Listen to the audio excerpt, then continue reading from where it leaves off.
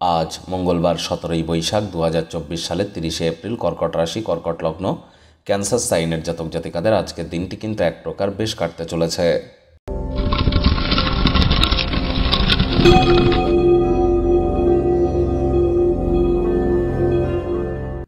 ভিডিওটির শুরুতেই স্ক্রিনে আপনারা দেখতে পাচ্ছেন মঙ্গল গ্রহের বীজমন্ত্র ওম ক্রাং ক্রিং ক্রং স ভোমায় নামা।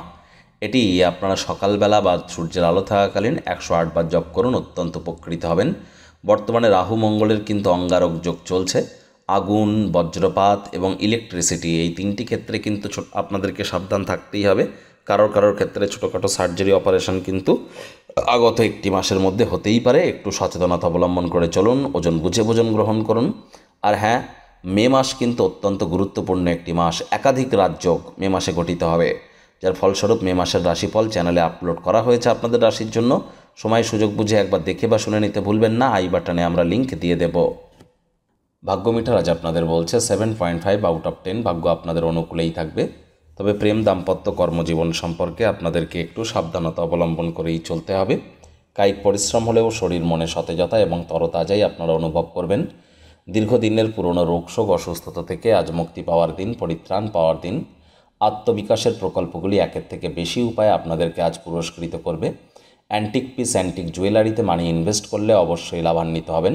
নতুন উদ্যোগ পরিকল্পনার পাশাপাশি নতুন নির্মাণ কার্যের শুরুয়াত আজ করা যেতেই পারে। বাণিজ্যিক উদ্দেশ্যে গৃহীত কোনো যাত্রা বা ভ্রমণ আজ আপনাদেরকে লাভান্বিত করবে।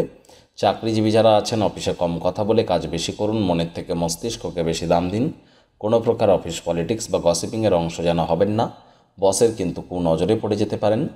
রাজনীতিবিদ যারা আছেন, জনসংযোগ বৃদ্ধি করুন। কঠোর কায়িক পরিশ্রমের কোনো বিকল্পই কিন্তু নেই।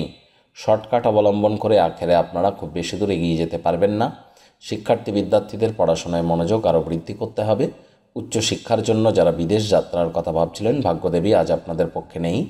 আজ আপনাদের সন্তান সন্ততি থেকে থাকলে তাদের দিকে কঠোর সজাগ দৃষ্টি বজায় রাখুন। অসৎ সঙ্গে কিন্তু চলেই যেতে পারে। চোখে চোখ রেখে খুব ইজিলি মিথ্যে কথাও বলে দিতে পারে। প্রেমিক প্রেমিকা, স্বামী স্ত্রী উভয়ের ক্ষেত্রেই বলবো, রূঢ় বাক্যের প্রয়োগ, অশ্লীল ব্যবহার যেন করবেন না। তৃতীয় কোনো ব্যক্তিকে সম্পর্কের মধ্যে যেন প্রবেশ করতে দেবেন না। সম্পর্কের দুর্বলতা কিন্তু আরও বেড়ে যেতে পারে। শত্রুপক্ষ, বিরোধী পক্ষ আজ কিন্তু খুব একটি শক্তিশালী থাকছে না। পরিবার পরিজন, নিকটে স্থানীয় ব্যক্তিবর্গ, বন্ধু স্বজন সকলের সাথেই ভাব ভালোবাসা বাড়বে। পরিবারের প্রতি সকল প্রকার দায়িত্ব সঠিক সময়ের মধ্যে সুনিপুণভাবে পালন করতে চলেছেন। তৎসত্ত্বেও ব্যক্তিগত সম্পর্কগুলি সংবেদনশীল এবং ঝুঁকিপূর্ণ কিন্তু হতেই পারে।